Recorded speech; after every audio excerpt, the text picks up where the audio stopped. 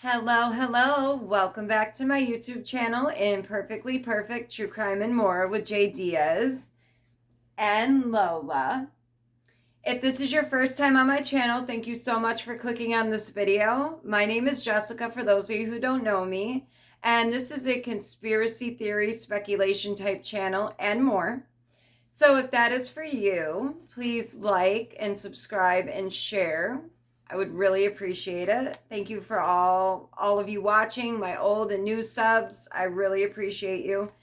Today I wanted to do a video on Kensington. It is an area in Philadelphia that is now riddled with an addicted, homeless population. And I just kind of want to give you a little backstory on what this place is really all about, how it kind of came to be what it is today. It's considered to be now like the Bermuda Triangle for addiction and users. They, end up going here to this area, for drugs and shooting up and stuff like that. This is a trigger warning for sure. There might be a lot of things in here that are hard to hear, but they need to be heard. And so I just want to put that out there. And this is all, like, in my opinion, from what I've seen, so allegedly, with some facts. So basically, it used to be an area that was known for the thriving workers neighborhood. It was known for making hats, famous hats and cigars.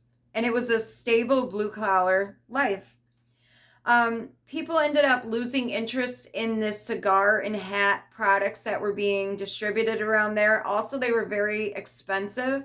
So when the immigrants started moving into the community, they were bringing with them a lot cheaper products. And people were like, oh, I can still get really nice stuff for, 10 times cheaper. So the factory that produces cigars and hats ended up, basically losing all their business, and they supplied a lot of the jobs in that community. And so now there were no longer the jobs, and people were moving out of the community, leaving like abandoned homes and factories and businesses. So when people started moving in the 50s and 60s, it was more of like a homeless population and a low poverty area is what it became. So people were able to hide drugs in the abandoned buildings and, get away with selling them, no problem. So then it started to take off as a drug area, and it just escalated from there. It's known for addiction and all types of drugs and prostitution, but not having any police officers. So I found that kind of sad.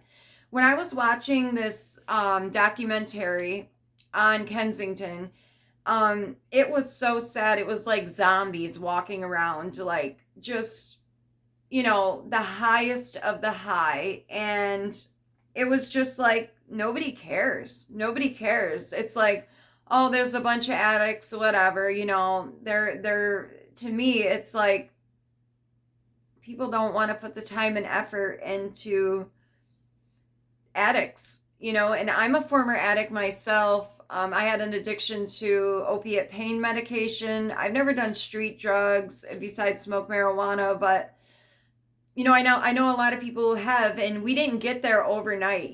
These are problems, years worth of problems, and not dealing with them and self-medicating and covering it up with alcohol and drugs, whatever basically you can get your hands on to forget about your problems.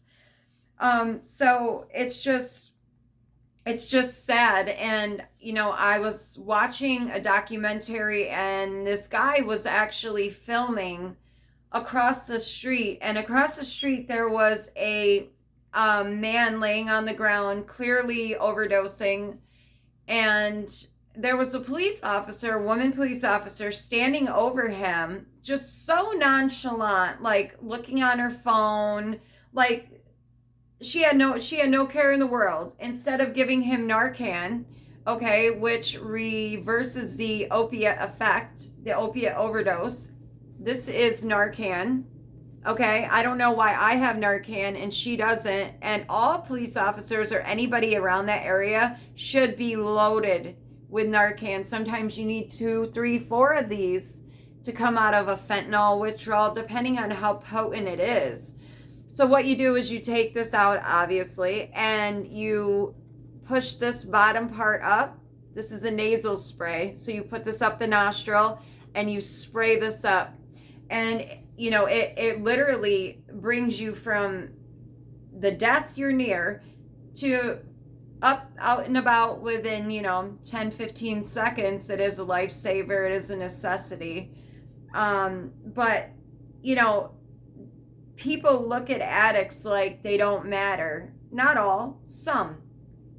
They look at them like they don't matter. And it's like, we didn't get here overnight. You know what I mean? This is years of not dealing with problems and, like I said, self-medicating.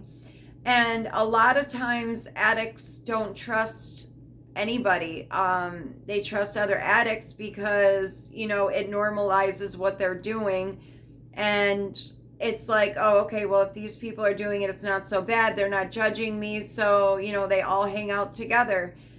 They have let this area in Philadelphia become it's so violent. It's like up 365% in a crime rate in this very small area.